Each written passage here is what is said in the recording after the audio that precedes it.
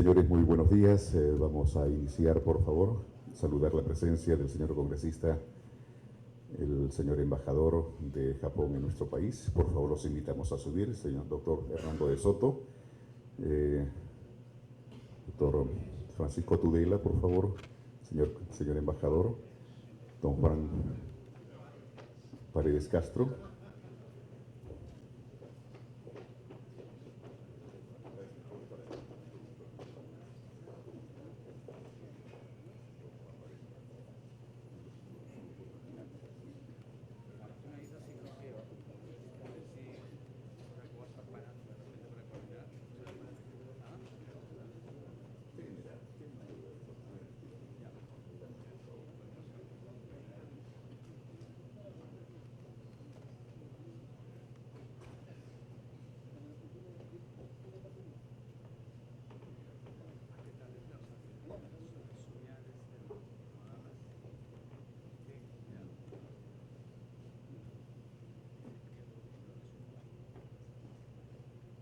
Bien, señoras y señores, miembros de nuestras Fuerzas Armadas, nuestros héroes de la democracia, muy buenos días. Muy buenos días. A nombre del Congreso de la República, en la persona del señor congresista Marco Miyashiro, presidente de la Comisión de Inteligencia del Congreso de la República, darles la más cordial bienvenida. Saludamos la presencia en la mesa del señor embajador del Japón en nuestro país, el excelentísimo señor Tatsuya Kabutan. Bienvenido, señor embajador.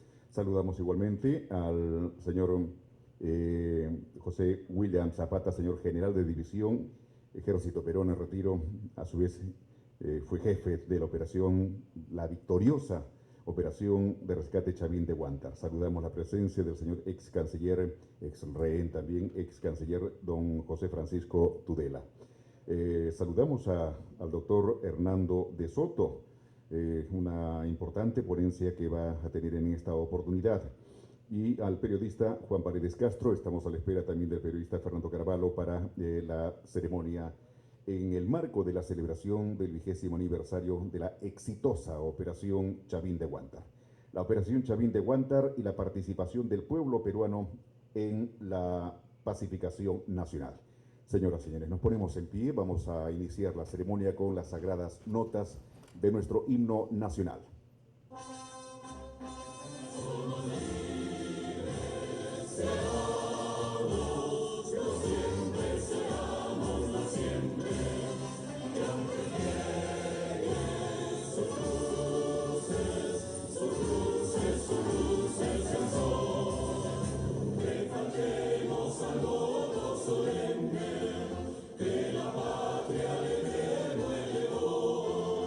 Te faltemos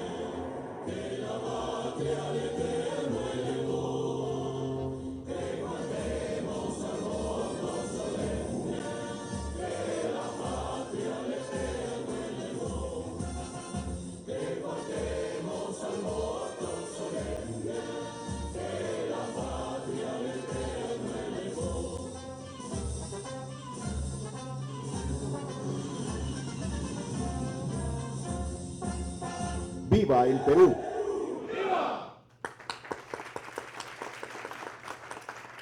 Muchas gracias. Tomar asiento, por favor. Palabras de inicio de la ceremonia. La operación Chavín de Huántar y la participación del pueblo peruano en la pacificación nacional dentro del marco de la celebración por el 20º aniversario de la exitosa operación Chavín de Huántar. Palabras del señor congresista y presidente de la Comisión de Inteligencia del Congreso, congresista Marco Miyashiro Arashiro. Señor congresista, por favor.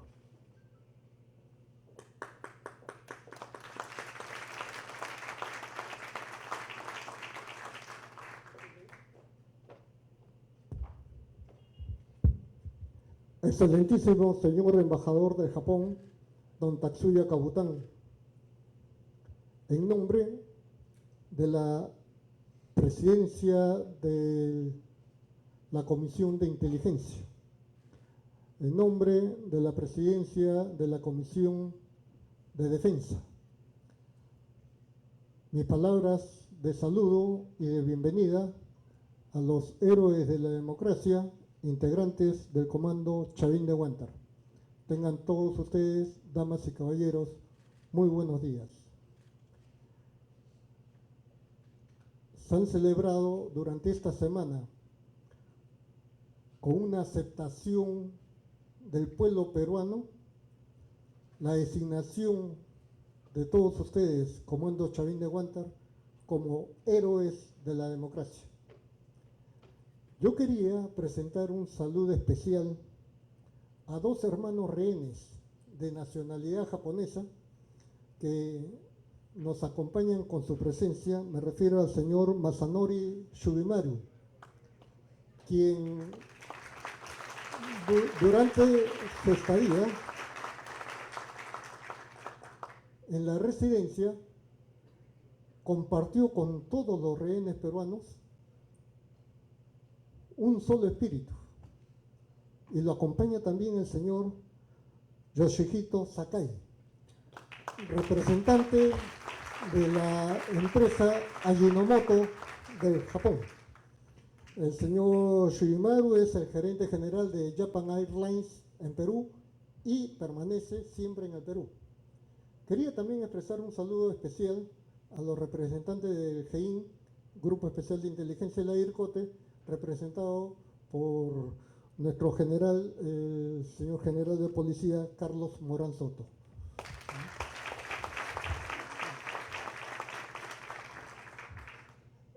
La intención de este programa es continuar con la difusión de la verdad de lo que ha ocurrido.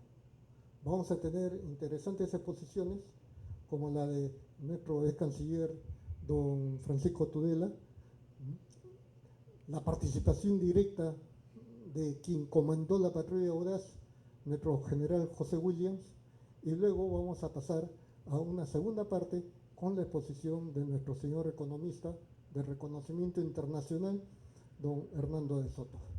Sean ustedes bienvenidos y vamos adelante con el programa. Muchas gracias.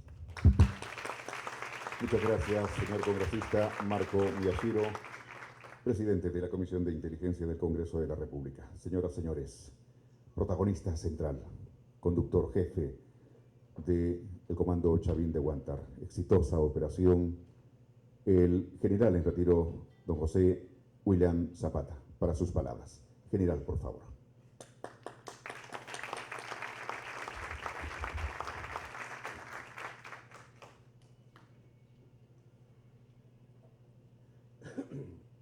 Señor congresista Marco Miyashiro, distinguidos integrantes de la mesa de honor, señores congresistas, damas y caballeros, señores oficiales de las Fuerzas Armadas. Quiero agradecer inicialmente toda la actividad que se ha realizado durante esta semana con motivo del 20º aniversario de la Operación Chavín de Huántar, una acción que hemos podido comprobar ha unido de manera trascendente a las Fuerzas Armadas y a la población. Agradecer la presencia del señor embajador de Japón junto con nosotros. a la Comisión de Defensa y de manera particular a un querido amigo como es Marco Miyashiro, quien con su despacho ha estado detrás de todas estas actividades durante toda la semana, también a nuestros amigos del GEIN. Tengo el encargo de hablarles acerca de la Operación Chavín de Huántar.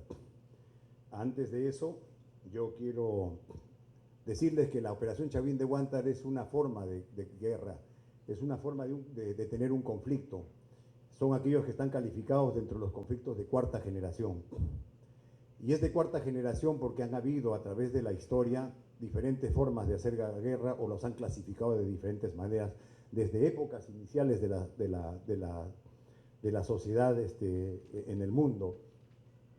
Y es así que a través de los años han ido variando, han ido transformándose, han ido cambiando desde mercenarios, monarquías, feudos y etcétera, etcétera, hasta una época en Europa donde se desarrolla la guerra en los 30 años. 70 años después, la Revolución Francesa, y cambia el escenario en el mundo, cambia el escenario en Europa, deja de ser España la primera potencia, Francia se convierte en la primera potencia y se crean los estados. Y por lo tanto los ejércitos comienzan a funcionar y ser parte de los estados y se conforman a los militares profesionales. Y así van desarrollándose. Pasa el tiempo y ahí es donde se clasifican las guerras en guerras de primera, segunda y tercera generación. Las de primera generación son las que ustedes han visto numerosas veces en las películas donde marchan los soldados con sus mejores galas, sus bayonetas y sus fusiles al son de las bandas militares y se enfrentan al enemigo dentro de organizaciones de figuras geométricas, rectángulos, triángulos, trapecios. Entra la artillería por primera vez y las guerras se hacen fuera de la población. Luego vienen las guerras de la segunda generación, que los franceses las califican como la segunda generación y los franceses las califican como las que se dieron en la Primera Guerra Mundial, la guerra de las trincheras, aparece el tanque, la aviación con más fuerza y la artillería con mayor intensidad. La artillería ataca, la infantería conquista. La guerra cambia también de escenario, pero sigue alejándose un poco de la población. Y vienen luego las guerras de tercera generación, son aquellas que los militares las conocemos muy bien, la del movimiento, el desbordamiento, el envolvimiento vertical, el horizontal, todas aquellas que particularmente los alemanes y los norteamericanos hicieron en la Segunda Guerra Mundial. Esas son las de tercera generación. Pues bien, ahora hemos entrado a un nuevo escenario y son las guerras de cuarta generación. En las guerras de cuarta generación el Estado deja de tener el patrimonio de la guerra. La guerra pasa a otros ámbitos, a organizaciones, a disidencias, a grupos terroristas y etcétera, etcétera. Funciona la asimetría, el poder sobre lo que no tiene poder, el ingenio. La guerra asimétrica es, señores, tan antigua como la misma historia del hombre. Y es así que nosotros llegamos a las guerras o a los conflictos que tienen que ver con el terrorismo, el narcotráfico. Estamos hablando de Hezbollah, Al-Qaeda, ISIS ahora, y pues en nuestra región, Sendero Luminoso y el MRTA. Entonces el MRTA hace su parte y aquí entramos al tema que nos trae. Y es un tipo de guerra y conflicto de cuarta generación. Es lo que puede venir. Está dentro de las nuevas amenazas son muy amplias, muy brevemente lo diría al final, pero lo que nos interesa, y esto es el tema que nos une ahora y nos tiene aquí, es la seguridad. Un Estado sin seguridad definitivamente no va a funcionar como debería ser. Entonces, esa es la tarea de los militares, prever, prepararse en el mediano y largo plazo, con la finalidad de evitar que en algún momento vengan este tipo de guerras hacia nosotros. Bien, aquí quiero mostrarles, y ustedes pueden ver en la proyección que está al frente, cómo nos deja a nosotros el terrorismo en el Perú. Básicamente, con un promedio más o menos de 30.000 millones en pérdidas, entre personas muertas según el Estado, 30.000 y según la CBR, 60.000 personas. Nuestros sistemas de energía eléctrica y carreteras prácticamente colapsados. La seguridad cuestionada nacional e internacionalmente. Y eso es muy grave para un Estado, porque algunos pretendieron inclusive decir que podíamos llegar a ser un Estado fallido. Nosotros, dentro de la nación, sabemos que nunca hubiéramos sido un Estado fallido. Sin embargo, llegamos a tener esos riesgos. Hubo migración forzada y el daño social generó pobreza, delincuencia y corrupción. El terrorismo y el narcotráfico fueron los que nos llevaron a ello, y particularmente Sendero Luminoso y el MRTA. Bien, estas fotos que ustedes ven es el entrenamiento que hacía el MRTA desde Rioja, Moyobamba, algo de Tarapoto, Bellavista, hasta Tocache, porque de ahí hacia el sur era Sendero Luminoso. Entonces, ellos se prepararon. Yo trato de configurar ahora cómo es que llegamos a Chavín de Huántar, cómo es que llegamos a ese secuestro de rehenes. Entonces ellos se fueron entrenando. Ustedes recuerdan en la televisión cómo veíamos decenas o cientos de hombres uniformados que entraban a esos pueblos que les acabo de decir. La situación era grave en ese tiempo. Esta foto muestra lo que sucedió esa noche del 22 de abril, la recepción, personajes importantes, dentro de ellos se encuentra ahí en la foto el señor Tudela y algunos más que estuvieron en esa oportunidad. Muy bien, ¿qué sucedió ese día aproximadamente a las 8 de la noche? Esta es una maqueta, y estas que están aquí son unas casas aledañas o vecinas. Aquí estaba una ONG y hacia adelante una casa de cosméticos UNIC. Los terroristas, luego de tomar como detenido al hombre que hacía servicio, un guachimán, en este lugar, la residencia, entran vía una camioneta que la pintan como si fuera una ambulancia. Ellos ensayaron, ellos entrenaron. No es cierto que no eran personas preparadas, eran personas preparadas. Nadie con 2 dedos de frente, ningún líder terrorista puede entrar con novatos. Eso es imposible. Y en todo caso, nosotros como fuerza de intervención no podemos pensar que estamos combatiendo con novatos, estamos pensando que estamos combatiendo con una fuerza que esté en su mayor nivel. Ellos, luego de hacer una explosión acá, se dividen en 2 grupos. Una parte toma el control de los invitados que estén en la parte posterior, y los otros tienen un intercambio de disparos con seguridad del Estado, que en esos momentos ustedes pueden imaginar la cantidad de gente que había ahí. Como consecuencia de esto queda herido Tito en la pantorrilla, pero es una cosa leve. Ellos toman más de 600 rehenes y comienzan a realizar una serie de actividades y gestiones al gobierno. Estas fotos nos pueden mostrar, y ustedes con una rápida mirada pueden darse cuenta, ¿qué es lo que muestra esta foto? Muestra según lo que quieran ver quienes tienen la tarea que realizar, ya sea en la parte política, en la parte estratégica política, estratégica militar, operacional y táctica.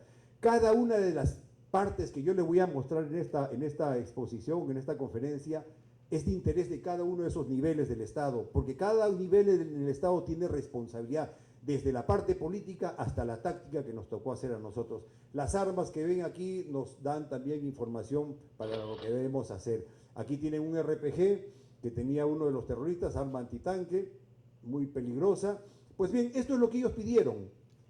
Ellos pidieron que se dejen libres a más de 400 personas que estaban en cárceles, 2 cárceles del extranjero, y los demás aquí en el Perú. Intereses tenían, evidentemente, porque había dinero de por medio y etcétera.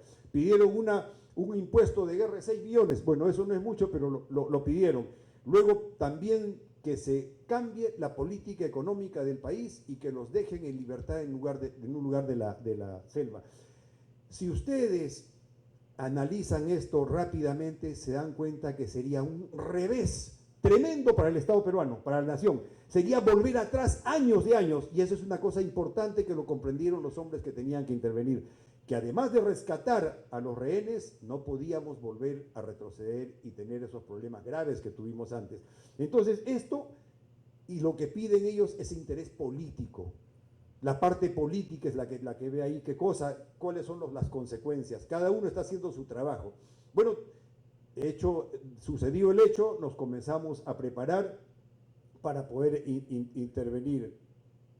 Organizamos a la patrulla en base a unidades que tenemos en las Fuerzas Armadas que ya habían sido preparadas 6 años antes, por lo menos. O sea, a nosotros nos toma este evento con hombres preparados en temas de contra el terrorismo, más la experiencia que tenemos.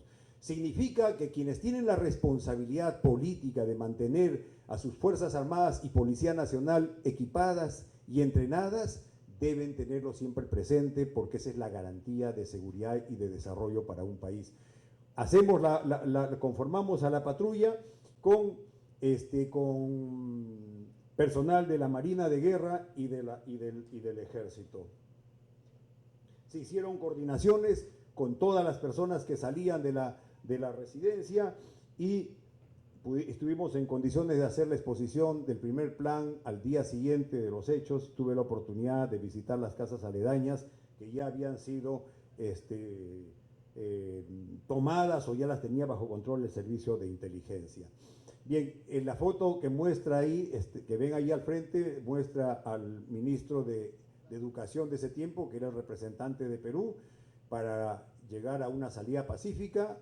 Por otra parte estaba el árabe y los demás señores son los que conforman, son los garantes que conforman. Todo considero y consideramos, porque esto lo enseñamos nosotros en la escuela de guerra, en la escuela conjunta y en el CAIN, todo tema de esta naturaleza es de carácter político y se maneja en los niveles que le dije antes, político y los 3 niveles militares. Y a los coroneles los preparamos como asesores en caso de que tengan que enfrentar un nuevo tema de esta naturaleza, y tenemos profesores también civiles que en otras oportunidades nos han dado su opinión, su perspectiva desde el punto de vista político, diplomático y otros más. Muy bien, buscamos la salida pacífica, el Estado, el gobierno buscó la salida pacífica como debe ser. Evidentemente que desde el punto de vista táctico eso nos sirve porque obtenemos información, disponemos de tiempo y más cosas que no podríamos ahora detallar. La preparación de la fuerza básicamente se inició desde el mismo día siguiente. Conseguimos vía los antiguos dueños de la residencia, los señores Rizo Patrón, y también de la Municipalidad de San Isidro y también de la Embajada de Japón, los planos de la casa. Con esos planos hicimos en un patio al que llamamos Pachacútec, en la primera brigada de fuerzas especiales, con tizas pintamos en un lado el primer piso y al costado el segundo piso y comenzamos a entrenar al día siguiente, por si nos vayan a requerir. Como no funcionaba muy bien, pedimos que le pongan paredes y consiguieron unos tabiques de INDECI, y la Escuela de Paracaidistas en 14 horas construyó más de 1.200 metros de tabiquería y pudimos entrenar ahí. Como las cosas no estaban bien y no funcionaban bien porque algunos disparos salían por la madera, entonces pedimos que se construya el segundo piso. Lo hicieron y está en la parte posterior de la residencia, que dicho sea, de la réplica, que dicho sea de paso es un museo abierto al público. Y como luego necesitamos coordinar entre primer y segundo piso, pedimos también un primer y segundo piso, pero Inteligencia construyó toda una casa completa y que ahora se ha convertido en un museo. Esa fue la preparación más o menos de la fuerza. Cosas importantes que decirles, como que teníamos más o menos un promedio de 38 a 50 segundos sin enemigo cuando hacíamos los entrenamientos.